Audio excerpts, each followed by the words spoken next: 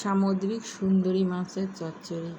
এভাবে ছোটো মাছের চচ্চড়ি খেতে কিন্তু বেশ ভালো লাগে। গরম ভাত আর এই সুন্দরী মাছের চচ্চড়ি বেশ জমে যায়। তো প্রথমে আমি কিছু সুন্দরী মাছ ভালোভাবে কেটে পরিষ্কার করে নিয়েছি। দেখুন কতটা টাটকা আর ফ্রেশ। ভালো করে ধুয়ে লবণ দিয়ে পরিষ্কার করে নিয়েছি।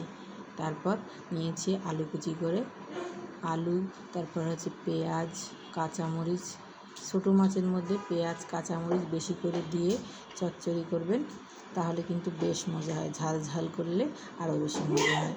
তারপর হলুদ, লবণ, তারপর হচ্ছে জিরে গুঁড়ো, ধনে গুঁড়ো, আর দিয়ে দেবো সরিষার তেল। সরিষার তেল দিয়ে আলু, পেঁয়াজ, মরিচ এগুলো ভালোভাবে মেখে নেব।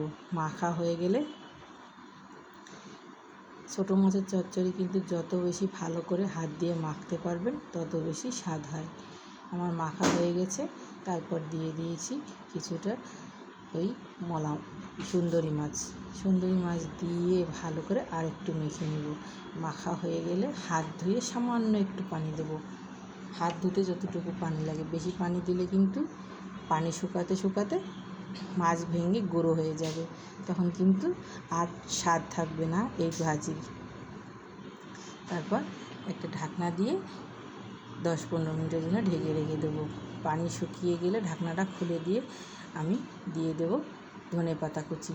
এভাবে তো সুন্দরী মাছের চচ্চড়ি একবার রান্না করে খেয়ে দেখবেন, বেশ ভালো লাগে।